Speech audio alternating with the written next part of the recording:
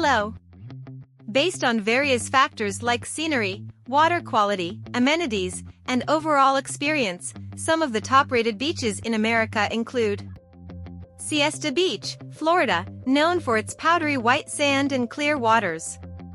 Hanauma Bay, Hawaii, a beautiful protected cove with excellent snorkeling. Coronado Beach, California, a long, scenic beach with golden sand and gentle waves.